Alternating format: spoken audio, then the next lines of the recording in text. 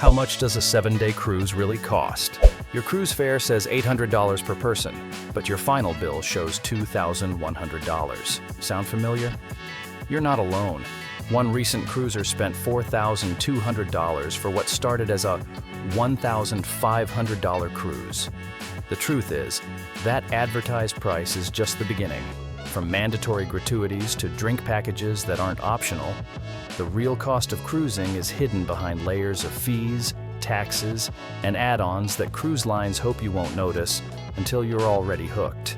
The base fare deception. Let's start with what cruise lines actually mean when they advertise those tempting prices. According to Cruise Market Watch, the average cost per passenger per day for a cruise in 2024 was $259.05, meaning that a 7-night cruise costs about $1,800 per guest. But that's the industry average, not what you'll actually pay.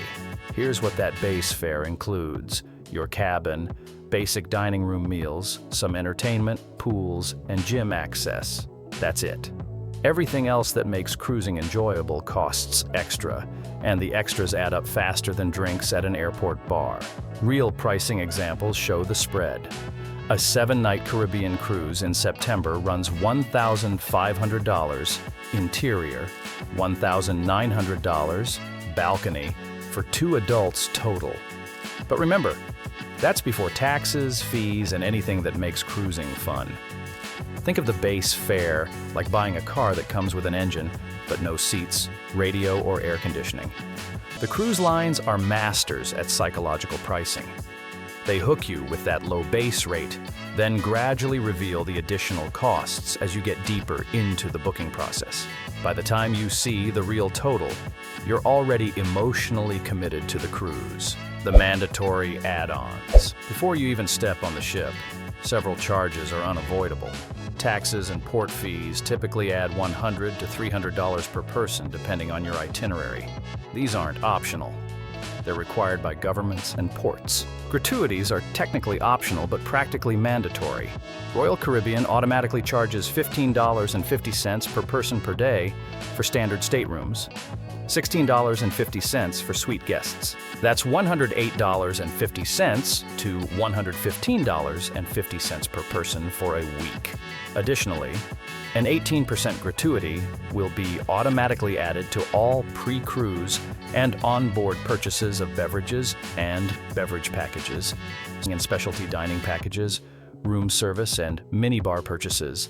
A 20% gratuity will be automatically added to spa and salon services. Many cruisers don't realize that these service charges are just the beginning. Every drink you buy, every specialty meal, every spa treatment gets an automatic gratuity added on top of the listed price. That $12 cocktail actually costs $14.16 with the automatic 18% tip.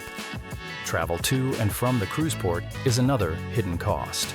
Airfare, hotels, parking, or transfers can easily add $500 to $1,500 per person, depending on your home location and travel style. The drink dilemma. Nothing illustrates cruise pricing better than beverages. If you don't purchase a package, expect to spend at least $10 to $14 per cocktail, $6 to $14 per glass of wine, $6 to $9 per beer, and around $3 per soda plus gratuities. Let's do the math. 2 cocktails before dinner, wine with dinner, and a nightcap equals roughly $40 per person per day in drinks alone, before the 18% automatic gratuity. That's $56 per person per day, or $392 per person for the week. For a couple, you're looking at nearly $800 just in beverages. This is why cruise lines push drink packages so aggressively. The unlimited beverage package on Royal Caribbean typically costs $60 to $70 per person per day, plus that 18% gratuity. For most sailings, beverage package gratuities of 18% are added at final checkout and are not included in the initial cost. So a $65 drink package actually costs $76.70 per person per day. Here's the catch. Everyone in the same stateroom over 21 must purchase the package. You can't have one person with a package and another paying per drink. This policy forces couples and families into spending hundreds more than they planned. Specialty dining disasters. The free dining room gets old fast, so most cruisers end up trying specialty restaurants. These aren't just slightly more expensive. They're dramatically more costly than equivalent land-based restaurants. A typical specialty restaurant charges $45 to $65 per person for dinner, before drinks and gratuities. That Italian restaurant that looks so appealing, expect to pay $120 to $140 per couple for dinner, then add drinks and the automatic 18% gratuity. Your romantic dinner just costs $200. Many cruisers buy specialty dining packages to save money, but these often create their own problems. The packages require you to eat at specialty restaurants multiple times during the cruise, which limits your flexibility and forces you to plan your entire vacation around reservation times. The quality isn't always worth the premium either. You're paying steakhouse prices for food prepared in the same galley that serves the buffet, often by the same cooks working different stations. The Activity Upcharge. Modern cruise ships are packed with activities, but the best ones cost extra. Want to try the Flowrider Surf Simulator? That's $20 to $30 per session. Rock climbing might be free, but the zip line costs money. Even some fitness classes now charge fees. Shore excursions represent some of the biggest markups in cruising. A catamaran trip that local operators sell for $60 becomes a $120 cruise line excursion. The convenience of booking through the ship comes at a premium that can double or triple the actual cost of activities. Internet packages are practically mandatory for most travelers. Wi-Fi costs $15 to $30 per day per device, and the basic packages are often too slow for video calls or streaming. Upgrade to faster service, and you're paying $25 to $35 per day per device. Spa services carry some of the highest markups on the ship. A massage that costs $80 on land becomes $160 on the ship, plus that automatic 20% gratuity. Spa packages seem like deals until you realize you're paying resort prices for services in a tiny room with ship engine noise. The hidden fees cruise lines have become creative about generating additional revenue. Room service that used to be free now carries delivery charges. Using the ship's laundry service costs more per item than most dry cleaners on land. Photography packages seem reasonable until you realize the photographers are everywhere, taking hundreds of photos you didn't ask for, then charging premium prices for prints. Professional photo packages can easily cost $200 to $400 per cruise. Even cabin selection carries hidden costs. Want to choose your specific room rather than just the category? That's a fee. Want to guarantee connecting rooms for family? Another fee. Prefer early boarding? You guessed it, more money. The casino represents a particular danger for some cruisers. With no competition and a captive audience, ship casinos often have worse odds than land-based casinos, and it's easy to lose track of spending when everything goes on your room account. Real-world cost breakdown. Let's look at what a 7-day cruise actually costs for a couple booking an interior cabin. One real example. A cruiser spent around $4,200 for their week-long cruise, including airfare and onboard expenses. The cruise fare itself was $2,292.10, or $1,146.05 per person, including taxes, port fees, and prepaid gratuities. Here's a realistic budget breakdown for 2 people. Base cruise fare, $1,500. Taxes and fees, $300. Mandatory gratuities, $220.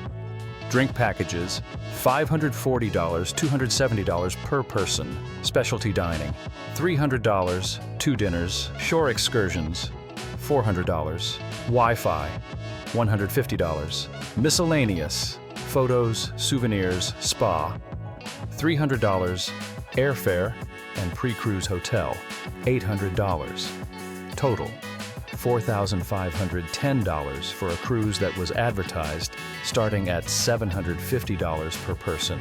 Generally speaking, Caribbean cruises tend to be cheaper than more adventurous or remote locations. The average total cost of a 7-night Caribbean cruise per person ranges between $1,500 and $2,000, while the same cruise to Alaska may shift that whole price range up $500. The key is understanding that cruise pricing works like airline pricing. The advertised rate gets you the basic service, but most people want more than basic. How to cruise on a real budget. Despite the sticker shock, you can cruise affordably if you're strategic about it. Book interior cabins during wave season, January to March, when cruise lines offer their best deals and perks. Sometimes these packages include free drinks, specialty dining, or Wi-Fi that would cost hundreds if purchased separately. Skip the drink packages if you don't drink heavily. Bring a reusable water bottle and stick to included beverages like coffee, tea, and lemonade. Many ships have free ice cream and pizza available 24/7. Eat in the main dining room and buffet instead of specialty restaurants. The food quality difference often isn't worth the premium cost. Save specialty dining for one special night rather than buying a package.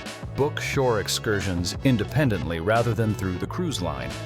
Research port locations in advance and book directly with local operators. The savings can be substantial, and you'll often get more authentic experiences.